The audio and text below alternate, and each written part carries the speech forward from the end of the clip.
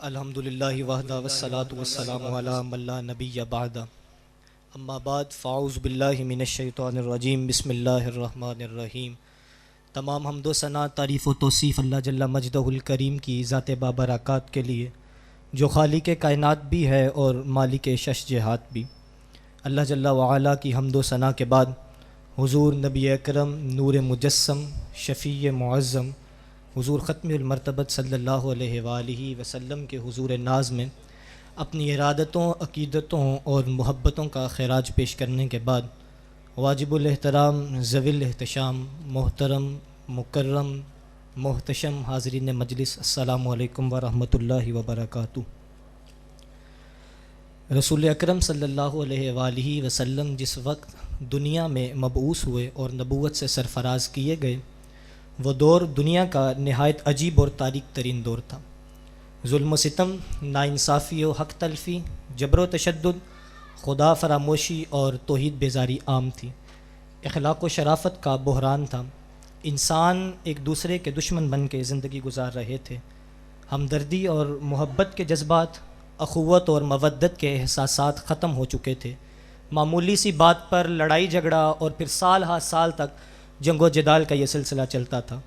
ایسے میں حضور سرور کائنات صلی اللہ علیہ وآلہ وسلم دنیا پر تشریف لائے اور پھر آپ نے قرآنی تعلیمات اور نبوی ہدایات کے ذریعے سے دنیا کو بدلا، عرب و عجم میں انقلاب برپا کر دیا، عدل و انصاف کو پروان چڑھایا، حقوق کی ادائیگی کے جذبوں کو ابھارا، احترام انسانیت کی تعلیم دی، قتل و غارت گری سے انسان کو روکا، احسانات خداوندی سے روشناس کیا اور مقصد حیات سے باخبر کیا، اثار و قربانی، خلوص و وفاداری کا مزاج پیدا کیا، رب سے ٹوٹے ہوئے رشتوں کو جوڑ کر جبین ابدیت کو خدا کے سامنے ٹیکنے کا سبق بھی پڑھایا، اور پھر توحید کی تعلیمات سے کائنات ارضی کو روشن بھی فرمایا اور منور بھی فرمایا۔ اللہ تعالیٰ محبوب کو دنیا پر بھیجنے کے 4 مقاصد قرآن میں اس انداز سے فرماتا ہے، فرمایا هو الذی بعث فی الامیین رسولا منہم یتلو علیہم آیا ویزکیہم وَيُعَلِّمُهُمُ الْكِتَابَ وَالْحِکْمَةَ وَإِنْ كَانُوا مِن قَبْلُ لَفِي ضَلَالٍ مُبِینٍ۔ کہا محبوب کو اس لیے بھیجا کہ وہ تمہیں قرآن کی تلاوت بھی سکھائے، ساتھ ہی ساتھ تمہیں قرآن کی تعلیم بھی دے، تمہیں تزکیہ نفس کے طریق بھی سکھائے اور تمہیں علم و حکمت اور دانائی کی باتیں بھی عطا فرمائے۔ انہی کے ضمن میں کچھ باتیں کر کے اجازت چاہوں گا۔ فرمایا منہم یتلو علیہم آیا، محبوب کو اس لیے بھیجا کہ وہ تمہیں قرآن کی تلاوت سکھائے۔ حضرت کعب رضی اللہ تعالیٰ عنہ کے بارے میں مروی ہے کہ آپ صلی اللہ علیہ وآلہ وسلم آپ کے گھر کے قریب سے گزرے، چند صحابہ ہمراہ تھے اور آپ رضی اللہ تعالیٰ عنہ قرآن کی تلاوت فرما رہے تھے۔ اتنے میں حضور نے قرآن کی آواز سنی اور کھڑے ہو کر قرآن کی تلاوت سننے کے بعد مسجد نبوی کی طرف رخ کیا۔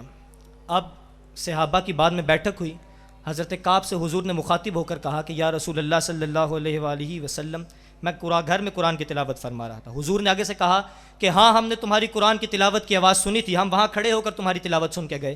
تو حضرت کعب نے آگے سے جواباً کہا یا رسول اللہ، اگر مجھے پتہ ہوتا کہ آپ میری قرآن کی تلاوت کی آواز سن رہے ہیں، اللہ کی قسم میں اس کو اور خوبصورت انداز میں پڑھتا۔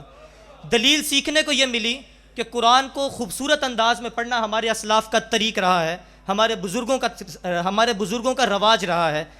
اور حضرت عمر فاروق رضی اللہ تعالیٰ عنہ کا واقعہ تو کسی شخص کو نہیں بولتا۔ قرآن کی تلاوت کے صدقے دائرہ اسلام میں داخل ہوئے، نکلے حضور کی جان کے درپے بن کر تھے، لیکن پلٹ کر جب اپنی بہن کے گھر گئے تو پھر قرآن کی تلاوت کی آواز کانوں میں پڑی، وہ سخت دل نرم پڑ گیا، اور پھر وہی عمر فاروق رضی اللہ تعالیٰ عنہ جو تلوار نکال کر حضور کی جان کے درپے بنے تھے، وہ ہاتھوں میں ہتکڑیاں باندھ کر غلامانہ انداز میں در محبوب پر حاضر ہوتے ہیں اور پھر ہاتھوں میں ہاتھ دے کر کے کلمہ محمدی پڑھ جاتے ہیں، اور پھر وہی تلوار جو حضور کے لیے نکالی تھی گلے میں لٹکائی، چوکوں چوراہوں میں مکے میں جا کر اعلان کیا، لوگوں سن لو، عمر محمد عربی پر ایمان لے آیا، عمر نے محمد عربی کا کلمہ پڑھ لیا۔ اتنے میں تاریخ شاہد ہے، کہا عمر فاروق نے کہ اگر کسی شخص میں اتنی جرت ہے اور وہ چاہے کہ وہ اپنے ماں باپ کا سہارا ختم کرے، میاں اپنے بیوی کو بیوہ کرے اور اپنے بچوں کو یتیم کرے، تو وہ عمر کی تلوار کے سامنے آئے، اور کائنات اس بات کی گواہ ہے کہ کسی شخص میں اتنی جرت نہیں تھی کہ وہ عمر فاروق رضی اللہ تعالیٰ عنہ کے سامنے بھی آ کے کھڑا ہو سکتا۔ وہی عمر فاروق کہ جسے اسلام لرزتا تھا، اسلام ڈرتا تھا، آج کفر اس سے ڈرتا نظر آتا ہے، آج کفر اس سے پریشان نظر آتا ہے۔ لیکن افسوس عمر فاروق تو اپنے دل کو ٹھنڈا کر چکے تھے. عمر فاروق نے قرآن کی تلاوت کی آواز سنی تو عمر فاروق کا دل نرم پڑا. آج ہمارے دل پتھر سے زیادہ سخت ہو چکے. کیوں؟ کہ ہم لوگوں نے قرآن کی تلاوت کو چھوڑ دیا. ہم لوگ قرآن سے دور بھاگ چکے ہیں. ہمارے اسلاف کا طریق کیا تھا؟ بچوں کو اٹھاتے صبح فجر کی نماز کے بعد قرآن کی تلاوت کروایا کرتے تھے. لیکن آج وہی مائیں، وہی بزرگ کہتے ہیں رات کو لیٹ سویا تھا، صبح کو نہیں اٹھانا، اس کو اسکول کے وقت اٹھائیں گے. اسکول کے لیے تو بھیجا جا سکتا ہے، لیکن قرآن کی تلاوت کے لیے بچوں کو اٹھانا مشکل ہوتا جا رہا ہے. افسوس سے کہنا پڑتا ہے کہ ہم لوگ قرآن سے دور ہو چکے ہیں. اپنے اندر یہ مشن پیدا کریں، اپنے دلوں کے ساتھ وعدہ کر کے یہاں سے اٹھیے گا کہ آج کے بعد ہم لوگ روزانہ صبح قرآن کی تلاوت کرنے کے بعد اپنے کام کاج کی طرف نکلیں گے. اللہ تعالیٰ اس پر عمل کرنے کی توفیق عطا فرمائے.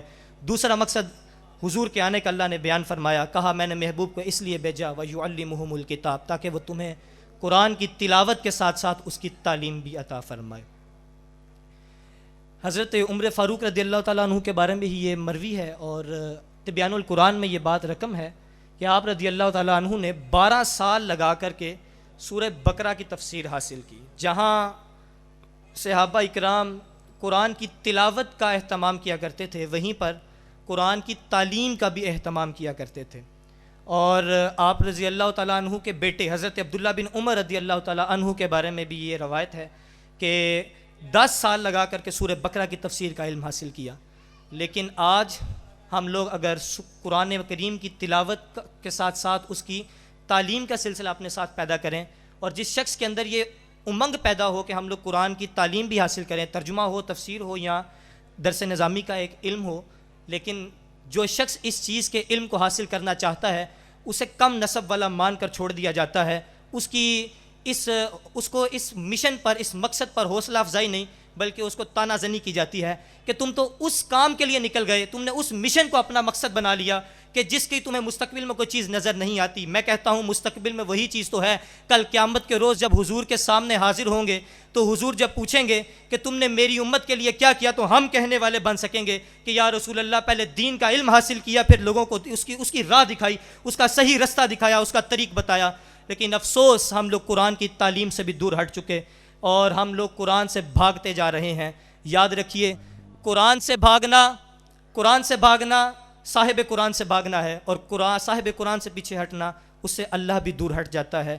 لہٰذا اپنے رب کے ساتھ رشتوں کو جوڑنے کے لیے، اس کے ساتھ پختہ عہد کو پورا کرنے کے لیے اپنے اندر یہ طریقہ بنا لیں، اپنے ساتھ یہ مشن کر لیں، مقصد پورا کریں دنیا پر آنے کا، اور سارے مل کر کے قرآن کی تعلیم اور اس کی تلاوت کا اہتمام کریں.